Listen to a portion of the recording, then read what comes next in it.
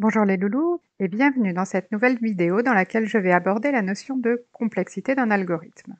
Alors pourquoi cette vidéo? Eh bien parce qu'écrire un code qui donne le bon résultat, c'est-à-dire un code qui passe tous les tests, eh bien ça ne suffit pas. Surtout quand on manipule un grand nombre de données, un programmeur doit également s'assurer que son code est efficace, c'est-à-dire qu'il va vite. Et comment mesurer la vitesse d'un algorithme? La première idée est d'implémenter l'algorithme dans un langage de programmation, c'est-à-dire d'écrire là où les fonctions qui implémentent l'algorithme, puis de chronométrer son exécution sur un ordinateur. Mais le problème avec cette méthode, c'est que le temps est bien trop dépendant du matériel, dépendant du processeur, du temps d'accès à la mémoire vive, du langage de programmation même. On a donc développé une théorie qui permet de mesurer, enfin plutôt de calculer, l'efficacité d'un algorithme indépendamment de tout facteur matériel. Et c'est ce que nous allons aborder, ou plutôt survoler dans cette vidéo. Pour cette première approche, je vais faire beaucoup de simplifications. Mon but n'est pas aujourd'hui de vous rendre expert en complexité, ni même de vous présenter toute la théorie scientifique, mais bien de vous donner une idée pas trop fausse de cette théorie. Je vais commencer par classer, pour le moment, les algorithmes en 3 catégories. Les algorithmes rapides, les algorithmes lents et les algorithmes très lents. Qu'est-ce que j'entends par algorithme rapide? Eh bien, voici ma définition. Si on travaille avec une structure de données de taille n, le temps d'exécution de l'algorithme ne change pas si je double la taille de la structure de données. C'est-à-dire que si j'expérimente et que je représente le temps d'exécution de mon algorithme en fonction de la taille de la structure de données, j'obtiens ce type de nuage de points. Bien sûr, tout ça à condition d'utiliser toujours le même matériel, le même langage de programmation, les mêmes conditions pour toutes mes mesures. Les points sont à peu près alignés autour d'une droite qui est horizontale. On dit que l'algorithme est en temps constant et on note sa complexité grand O de 1. Passons à ce que j'entends par algorithme lent.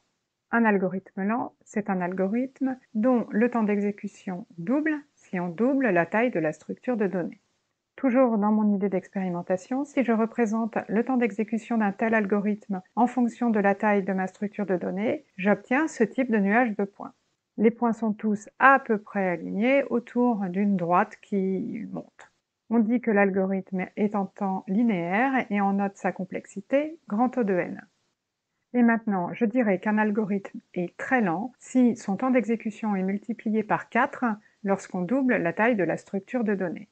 Pour un tel algorithme, si je représente le temps d'exécution de l'algorithme en fonction de la taille de la structure de données, j'obtiens un nuage de points qui ressemble à ce que vous avez à l'écran et que je peux modéliser par un morceau de parabole. Pour un tel algorithme, on dit que le temps est quadratique et on note sa complexité grand O de n carré. Un petit bilan provisoire. Pour le moment, nous classons les algorithmes en 3 catégories. Les algorithmes rapides, dont le temps d'exécution ne change pas si la taille de la structure de données augmente. Les algorithmes lents, dont le temps d'exécution est proportionnel à la taille de la structure de données. Concrètement, ce sont des algorithmes dans lesquels il y a un parcours par élément, par exemple. Et les algorithmes très lents, dont le temps d'exécution augmente de façon quadratique avec la taille de la structure de données, comme la fonction carré. Concrètement, cela se produit lorsque vous avez 2 boucles for imbriquées l'une dans l'autre, par exemple. Je vais passer en revue maintenant les méthodes utilisées pour les listes, les ensembles et les dictionnaires et préciser la complexité de chacune d'entre elles. Je vais commencer par les listes. Je présenterai ces informations sous la forme d'un tableau, dans la première colonne les instructions, dans la deuxième colonne un exemple en Python et dans la troisième colonne la complexité. D'abord, pour récupérer la longueur d'une liste, on tape l'instruction len de liste et la complexité de cette instruction est grand O de 1, peu importe la taille de la liste, récupérer sa longueur est une opération en temps constant. Si maintenant je veux ajouter un élément à la fin de la liste, la méthode utilisée est append et encore une fois, cette opération est en temps constant, peu importe la taille de la liste. Si je veux accéder à un élément à partir de son indice. Par exemple, si je veux l'élément d'indice 42. La syntaxe en Python est la suivante, liste crochet 42, et cette instruction est également en temps constant, grand O de 1 pour sa complexité. Remplacer un élément à la même complexité que accéder à un élément, liste crochet 42 est égal à 10, remplace l'élément d'indice 42 par la valeur 10, la complexité de cette instruction est grand O de 1. Parcourir une liste maintenant est en grand O de n en temps linéaire. C'est relativement simple à comprendre. Si je double la taille de la liste, mon temps de parcours sera doublé également. Passons à quelques autres instructions qui peuvent poser question. Supprimer le dernier élément d'une liste.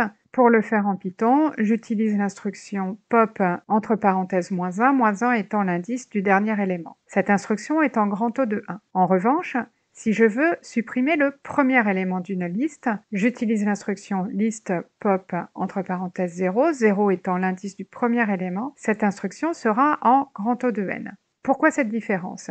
Eh bien, une liste est un tableau indexé de valeurs. Si vous voulez supprimer le dernier élément d'une liste, il suffit de supprimer la dernière case. En revanche, si vous voulez supprimer le premier élément d'une liste, vous vous retrouvez sans élément d'un l'indice 0. Il faut décaler tous les éléments de la liste d'un cran vers la gauche. Et pour cela, on a besoin de parcourir toute la liste. Autre instruction un petit peu curieuse, si vous voulez comparer deux listes de même taille, c'est-à-dire si vous voulez faire un test d'égalité entre deux listes. Eh bien, cette instruction est en temps linéaire, une complexité de grand O de n. En effet, pour comparer deux listes, Python parcourt simultanément les deux listes et compare un par un leurs éléments. Passons maintenant à quelques instructions que nous n'avions pas encore vues, mais qui vous seront peut-être utiles dans la suite du module. Première instruction, c'est faire une copie de la liste. L'instruction à utiliser est copie, parenthèse vide. Il semble relativement raisonnable de penser que cette méthode est en temps linéaire, avec une complexité donc de grand O de n. En effet, pour copier une liste, il faut parcourir tous les éléments pour les copier un par un dans la nouvelle liste.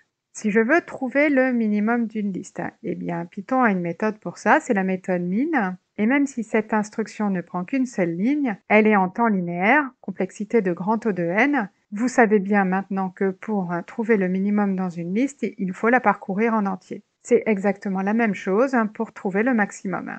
Dernière instruction bien pratique, c'est pour vérifier si un élément est dans une liste. En Python, on peut utiliser la syntaxe suivante. If 42 in list, print c'est OK, affiche c'est OK si l'élément 42 appartient bien à la liste. Attention ici, le if n'est pas une boucle, c'est une conditionnelle, mais ici, vérifier que 42 est dans la liste est une opération lente. En effet, pour vérifier qu'un élément est dans une liste, il faut parcourir la liste. Faisons maintenant la même analyse pour les ensembles. Récupérer la longueur d'un ensemble, c'est comme pour les listes, c'est une opération qui est en temps constant, complexité grand O de 1. Ajouter un élément à un ensemble se fait avec la méthode add, je vous le rappelle, et cette instruction est également en temps constant, grand O de 1. Enfin, ça c'est si votre ensemble est correctement conçu. Nous en reparlerons plus tard. Supprimer un élément se fait avec la méthode remove dans un ensemble, et c'est une opération qui est également en temps constant. Parcourir un ensemble se fait avec la boucle for, on ne peut le faire que par élément pour les ensembles, et c'est évidemment une instruction en temps linéaire de complexité grand O de n. Voyons maintenant quelques fonctionnalités nouvelles. Python peut comparer deux ensembles avec le double égal. Cette opération est bien entendu une opération en temps linéaire de complexité grand O de n, puisque pour comparer deux ensembles, il faut examiner les éléments de chaque ensemble. Faire une copie d'un ensemble prend également un temps linéaire. Trouver le minimum ou le maximum d'un ensemble prend également un temps linéaire. En revanche, vérifier qu'un élément appartient à un ensemble se fait en temps constant. C'est une des autres grosses différences entre les listes et les ensembles. Donc faites attention quand vous ferez vos calculs de complexité. Si la structure de données est une liste ou un ensemble, vous n'aurez pas forcément le même résultat.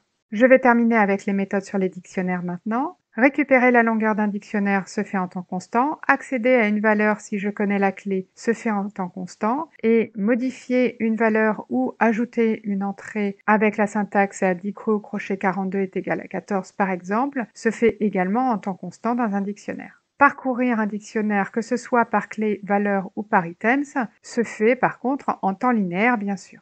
Les nouvelles instructions que nous allons voir. Faire une copie du dictionnaire se fait en temps linéaire. Il faut parcourir chaque entrée du dictionnaire pour pouvoir en faire la copie. Vérifier si une clé est dans un dictionnaire se fait en temps constant, alors que vérifier si une valeur est dans un dictionnaire se fait en temps linéaire. Encore une fois, il faudra faire très attention quand vous calculerez la complexité de vos algorithmes.